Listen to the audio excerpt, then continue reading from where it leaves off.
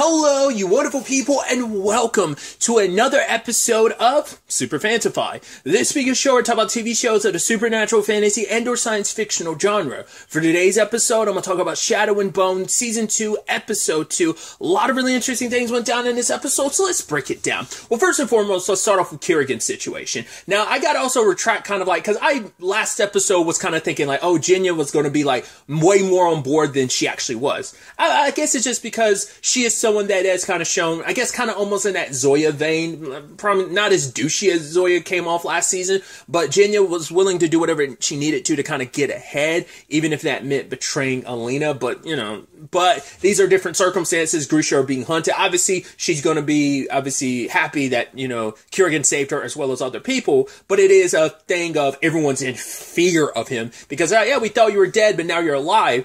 And he asked, because I was curious whether or not he was actually going to have someone heal his scars, or whether he'd keep them as kind of a reminder or something like that. Just like, oh, which I think is almost interesting parallel. I didn't even think about it while I was watching the episode. Just like Jinya ended up healing the scar on Alina's hand last season, the one that she got as a child when she tried to, hide the fact that, so she wouldn't, didn't want to take the chance she might pass the test as a Grisha, just so she could stay with Mal and everything, right? Jinya healed that wound and it's completely gone. She can't heal Kirigan's wounds all the way through. He still has the scars. It's not even I was like, oh, I figured he's going to keep some scars. It still looks pretty bad. It's not as bad as it was. They healed up some extent, but not completely. I was like, that's fascinating. For Jinya, it's there's not much I can do because they run so deep, and maybe because it was the Volcra that did it, and maybe because of what they are, and maybe it's his constitution with the Volcra makes it impossible, or because of his enhanced circumstances of his shadow creatures. Maybe that plays a role, because he is also sick. All of this is killing him. I don't know whether it's just too much power or whether it's just what the Volcra did, or once again, a combination of the two, but he's coughing up it looked like black blood, but it might just be regular blood, and just because of the lighting and stuff, it just looked blacker than what it is. I don't know. But yeah, Jinya's terrified of him, and he's like, yeah, I want you to stay in the same wing just so I can have you close by. And she's terrified because he's very monstrous, and everyone else is probably a little bit more on board because, hey, it's Kirigan. He's always looked after us, and he's looking after us now, especially when maybe not fully the world, because once again, we don't know where every country lies with all of this, but we know at least with the Ravkins, they are super anti-Grisha right now, so. But he ended up getting, Vadim, that other Grisha guy. It's oh, I've always been good with chemicals and stuff, or I've always been good with stuff like that, because he apparently helped out his village and stuff. But he can't really help out Kirigan, because any aid I give you will be temporary, but the only way to counteract what's happening to you, it's basically dark magic is what did this to you. You have to use dark magic to get rid of it, but for him it's no, I don't want to get rid of it. He wants to be able to enhance himself, but he also wants to get rid of the drawbacks. So he ended up getting the book that he had hidden away all those years. I wonder, when did he hide that book? And the fact that he could do that was kind of interesting, that he could just, that might have been, a few weeks ago he did it, because I was thinking, maybe he's done this a long time ago. It's well, we ended up finding out it's not only the book he had hidden, it was also his mom. Because I was that's interesting, because, we hadn't seen Bagra. The last time we saw Bagra is when Kirigan confronted her last season, and Mal overheard the conversation. That was the last time. Because we know it's been, at the beginning of the first episode, they made it seem, it was, basically 2 weeks since the events of season 1's finale, so it's probably been even longer, because it was maybe episode 5 or something might have been the last time we saw. I don't remember now. That might have been episode 5 or 6 maybe, was the last time we saw Bagra. She wasn't there for the last couple episodes of the season, so she's been tapped away for a long period of time, but I guess he needs his mom's help to kind of do what he's going to do. So that's definitely interesting, to kind of bring her back into the fold. And kind of tying this back into Alina's circumstances, they are having their dreams again where they are connected, and I didn't even think about it last episode that it is like, right, Alina isn't she's showing up in those dreams wearing different things. And then she shows up in this one. She's like, why are we looking into the past? I was like, of course, he's dragging you into this like in between space, but he's constantly making her wear stuff from their connected past because he's trying to get across I get it, you're in love, you're with your tracker, but the fact of the matter is, it won't last. He's like, because I've had experience of living thousands of different lives, having to basically recreate myself, have a new name, leave everything behind every time I had to fake my death, because I don't know if that's implying like Grisha in general. I don't think it's implying Grisha in general have like the longevity thing. Maybe they do just in general might live a little longer than humans. Maybe, maybe not. But at least Bagra, Kerrigan, and Alina will live a very, very long time. And that's why Kerrigan's like, yeah, there's only you and me. Like, that's why we're meant to be. You're my Alina, because we're the only ones that can understand each other. Because he's like, I will know you think you've kind of lived this, you've had some rough times. You don't know true sacrifice until the time comes, because you want to do all that you're going to do. But will you be able to make the ultimate sacrifice when the time comes? And I can only assume that involves Mel. She has to probably like either sacrifice her happiness with Mel or legitimately just straight up sacrifice Mel to bring down the fold or something. Because there's certain elements in this episode that makes me feel like there might be something more to that. Because, jumping ahead a little bit, the C whip, like, obviously it's like I didn't remember that. I don't think, having rewatched season 1 fairly recently, I don't remember that. That wasn't a thing in season 1 where it's like, oh, like you can see like the mythical creatures once you kill them, the last thing they saw you see. I think that's the first time they introduced that was this season. But I mean, maybe I once again, having fairly rewatched season 1, I don't think that was something at all, but I could be mistaken. Either way, when it's all said and done, going back a little bit, yeah, it's just kind of like, I know what, like, it isn't like love that is kind of a driving force for you. It's loneliness, just like with me. So you'll eventually see the truth behind all this, that all we have is each other. And I do like that most times, anytime like they've had this dream sequence, like the past 2 episodes, it ended with Alina waking up. This time we woke up with Kerrigan. So I thought that was interesting.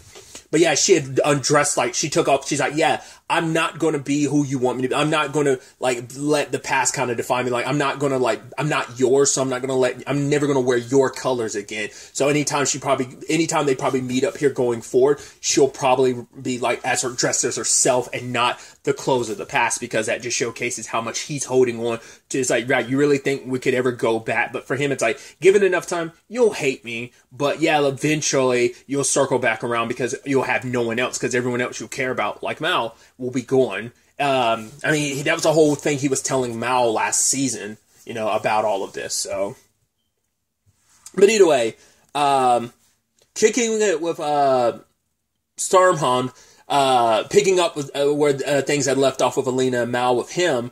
The fact of the matter is, he's like, oh, I'm not going to turn you over to the Fjordans, because, like, obviously you're worth so much more. And it kind of brings up something, too, that is also something Kerrigan brought up, is that the problem is, no, it wasn't Kerrigan. I think, maybe it was Kerrigan, but I think it was specifically Bagra, where it's like, right, everyone wants you to be a certain thing, but the problem is you don't believe it yourself. And it's like, right, you aren't just throwing a person who could potentially bring down the fold. You are so much more valuable than that, because you represent hope. You represent the future of something beyond even the fold being torn down. So, but the problem is she can't quite see that yet. She's got her job of, I'm going to tear down the fold, but I don't think she's quite thought. I mean, she's thinking about like retiring and like her and Mal being able to like travel the world together. That's what she's thinking about. But who knows what's really going to happen? Because obviously that was like the fold staying as it is kind of played into the divide of Ravka. And like, if Ravka is united, like,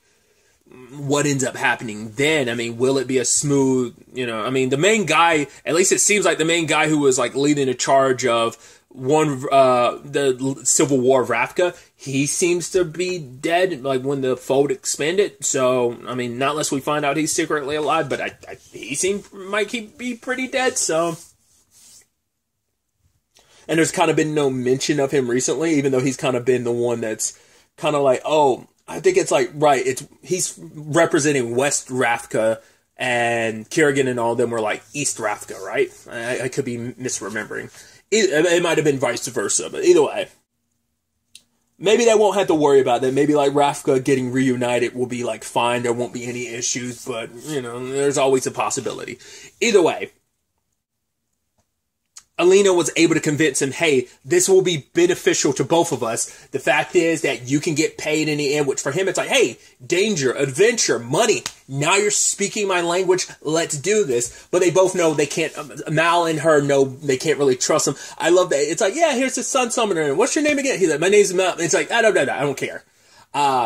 I even love later on, it's like, yeah, I can't really trust the guy. Guy can't even get my name right. It's not even a long name. But I do love later on when Mel is messing around. I was like, oh, the guy's showing off his equipment and stuff. And he's like, oh, you got a good eye for this stuff, Mal. And you see Alina look at him like, it's just like her reaction where she kind of looks at him almost like, really? You've known his name this entire time? You've just specifically gone out of your way to be a douchebag and not. Like, Mal didn't even say anything, but that's the look on Alina's face kind of says it all. The fact is, out of nowhere, especially literally seconds ago, he was like, yeah, thanks to the Sun Summoner's tracker friend. It's like, no, you know his name. You were just doing it just to be a dick. I love it. But it's also, I think it's almost a little like, hey, here are, boys and their toys. Like, the fact is, it's like, oh yeah, like all the stuff that's on this wall, it's like, it's stuff I've invented and stuff like that. It's like, oh yeah. And it's, they're kind of gushing over weapons and stuff. So I think, it's like boys and their toys kind of end up uniting them. So maybe that played a little bit into it as well. We actually got to know the siblings a little bit, which I was like, oh, interesting, they're siblings. I don't know if that's implying like they're twins, because it's like, oh yeah, the brother was like, yeah, I was 30 seconds too late. She's like, yeah, that would be the first time. And part of me wonder was like, if that's because she's the older sibling, and I was like, but it seems, I'm curious, are they supposed to be like fraternal twins or something? Like, the fact is that comment made me feel like they might be twins. I wasn't expecting them to be siblings. I was like, that's dope.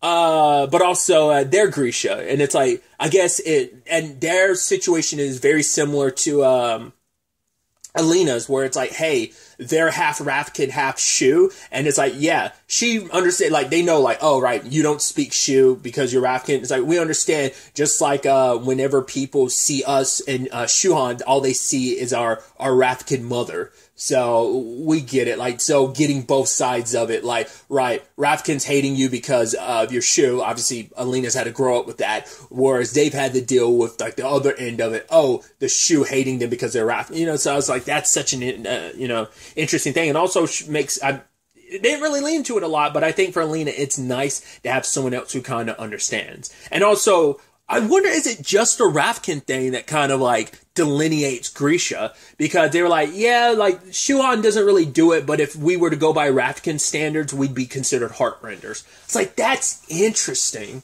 I mean, the fact is you're both heartrenders make me go like, probably like, right, you have to be twins. It makes you wonder in this universe, do twins all, like, if one's a like, will ever be a situation of one's a Grisha, one isn't?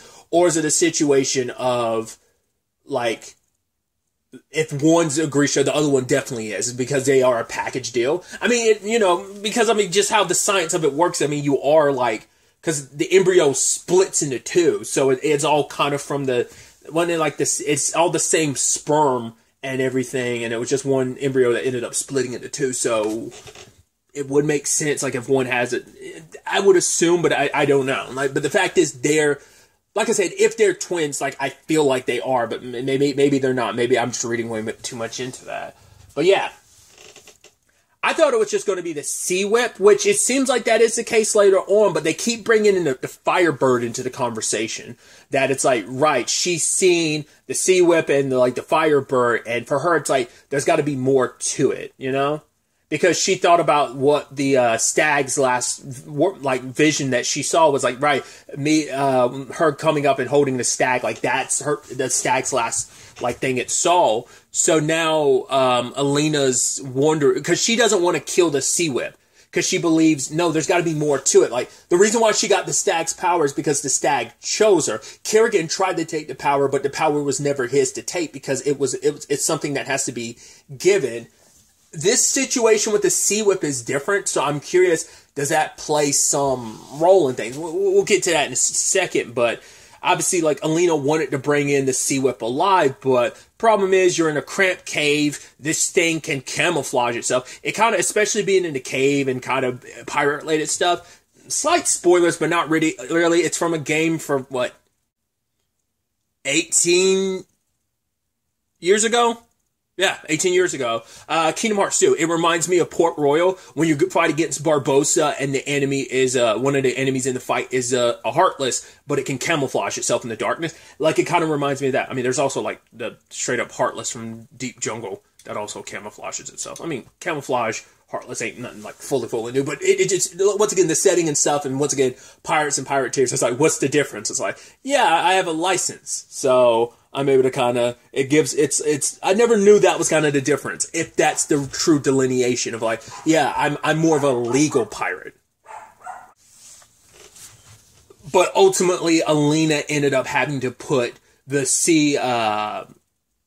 Sea Whip down because it was about to attack Mal. Now, this is where I started wondering, like, if this kind of plays into everything that Kerrigan was saying, because the last thing that the Sea Whip saw was Mal. Now, I don't know if that's supposed to be significant in regards of, yeah, like, this is my journey, and Mal might end up dying because he is a normal human and he doesn't have any powers. So maybe that's what that is, or, you know, the fact of the matter is, I didn't want to kill the Sea Whip, but I made a decision to do it because specifically it went after Mal. So, or whether there's supposed to be more to that or not. That the fact it's the last thing in its eyes were Mal while she's like having the amplifiers put inside of herself. But there's also this moment of like she's swelling with the power, she's feeling and she's vibing. But it took Mal coming over and hugging her for her to kind of like rein it back in.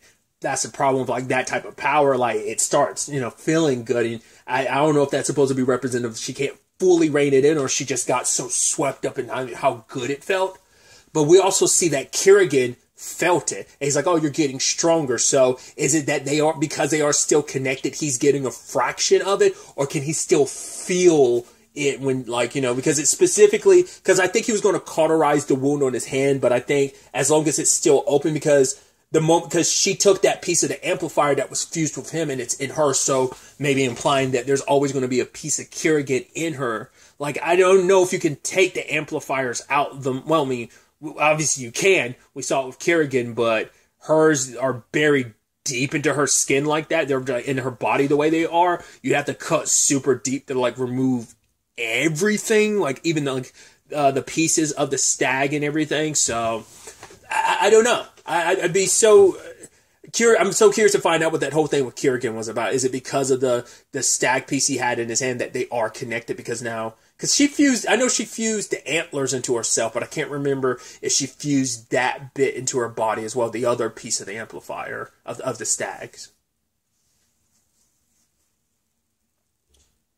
But that's why I was also bringing up too, like, she talked about the Firebird, but they're not going after the Firebird. Now that she has its power, she plans on going after the foe and tearing it down, so it's time to return to Ravka. But I'm like, is that really going to go down the way you think it is? And because of Kerrigan, like, she's had these visions and stuff, but I don't know if she knows for sure that Kerrigan's dead or not, that he's still alive, because they don't talk about it, they just talk about the foe. They don't talk about Kerrigan, so they don't know he's still alive and out there. Because I think for her, she just thinks these are just nightmares and not realizing that this is him reaching out. She probably thinks it's her subconscious manifesting this nightmare that she can't quite escape from. Then we circle back to everything in Ketterdam in the aftermath of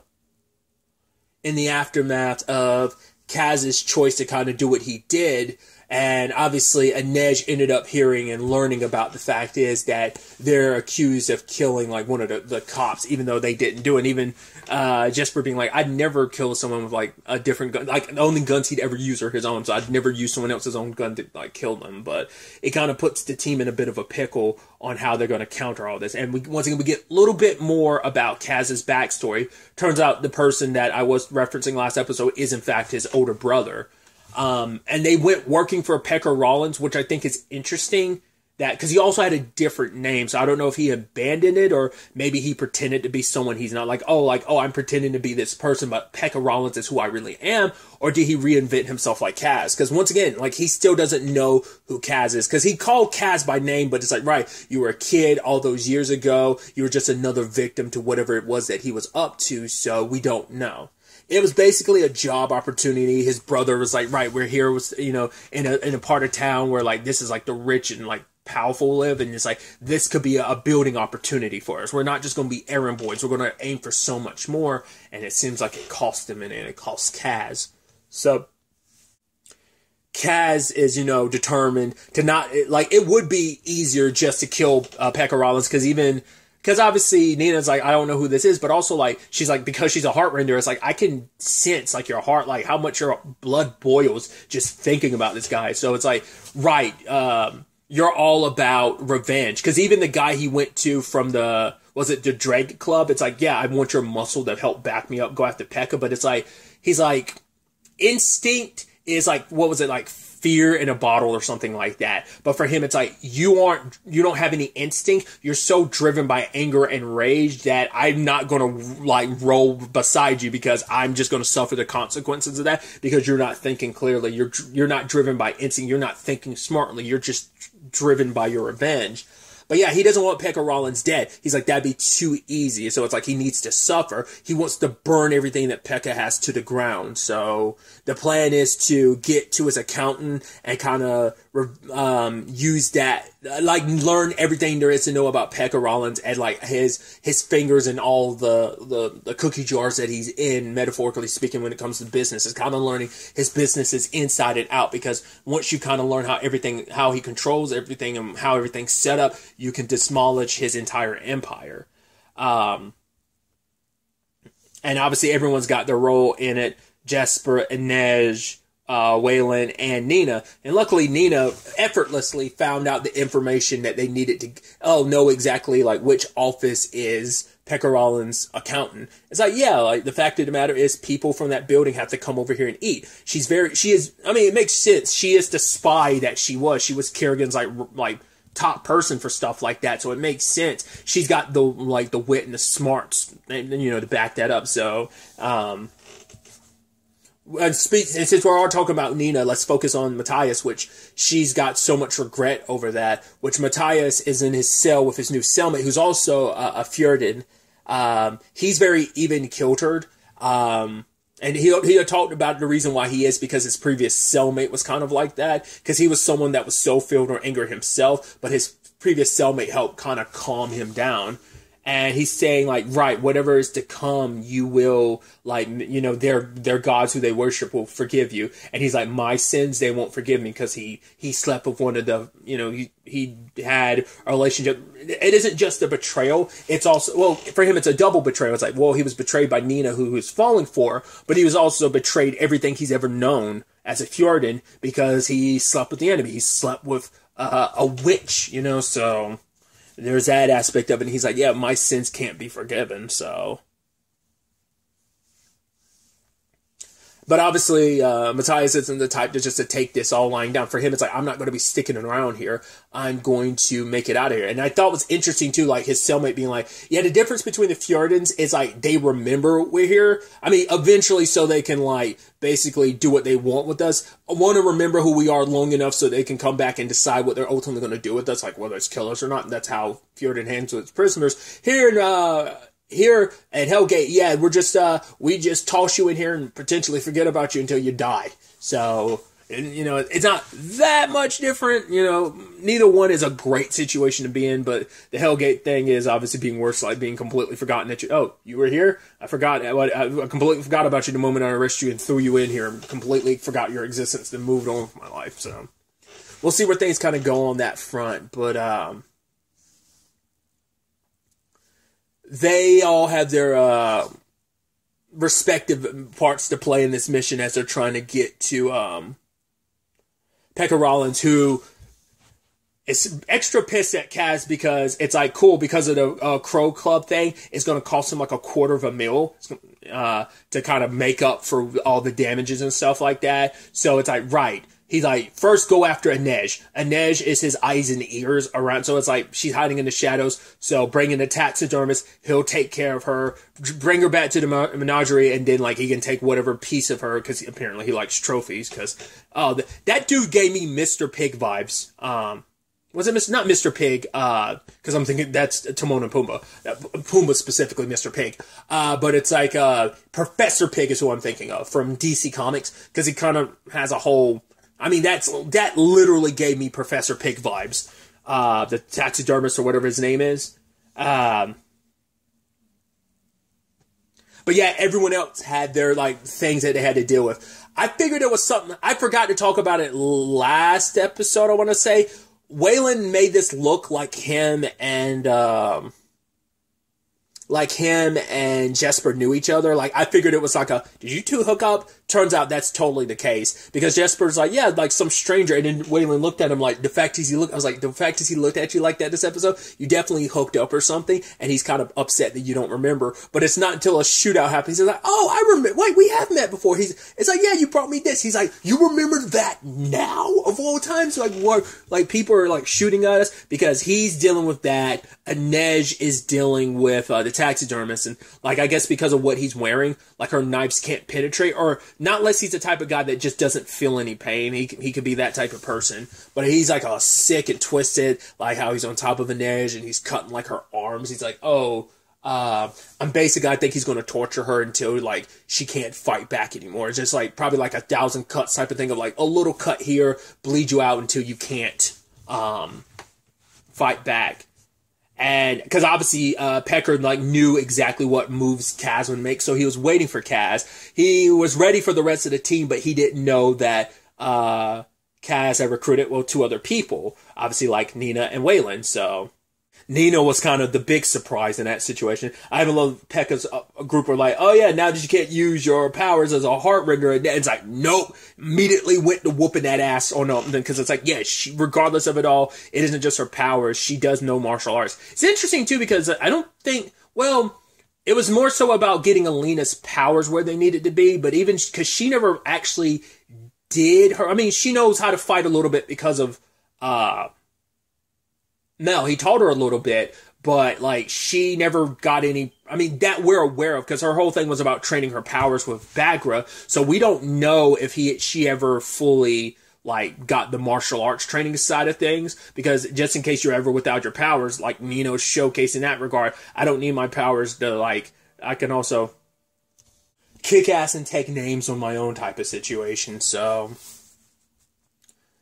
and Kaz, because of Waylon, was able to kind of get away from Pekka. Like, the entire squad got away. But Jesper doing his thing, like always, especially the final one, I was like, and especially how they shot that, where Kaz, like, where Jesper, like, leaned, and the camera kind of leaned with him when he kind of fell to the ground, shooting one bullet, striking the guy, the other bullet struck his, like, shoulder or his arm, and he ended up accidentally, like, firing his gun and killing the other guy. I was like, oh, Jesper doing the most dopest gunslinger shit ever. I was like, oh, that's so dope. But also that guy that was, like, choking him with, like, that metal rod or whatever, he ended up obviously warping its shape, and then got him and Waylon out of there, and they ended up going to the cemetery where they're there to kind of lick their wounds. So Kaz got what he wanted, but even Jesper's like, yeah, this isn't going to end well. But he's like, then it's a good thing I'm going to be one that ends it regardless. So Kaz is probably fine with sacrificing himself in the end. Like, I'll be the one to end things. And maybe next episode we'll get some backstory in that regard, because the others wanted to know, because even Inej had said, like, right, what is your deal with Pekka? And he's like, right, it doesn't really matter, because, well, this place is built on secrets, but Inej is like, yeah, secrets with our crew and stuff like that. Is that how this whole thing works? He's like, yeah, that's how the whole barrel works. And it's like, for her, it's like the other side to secrecy is trust Kaz. Remember that. So we'll see if he ever opens up to the others. I mean, especially because they're all kind of wounded and kind of a little banged up after that situation, especially because Pekka knew exactly what they were doing. Kaz got the files he needed, but we'll see whether or not he can fully utilize those to his advantage. We'll ultimately have to wait to see where all of this ends up taking us going forward into the next episode. But really, that's all I'm going to talk about. Till the next time we meet, be happy, be safe, live life to the fullest, and enjoy it. Good day, and goodbye.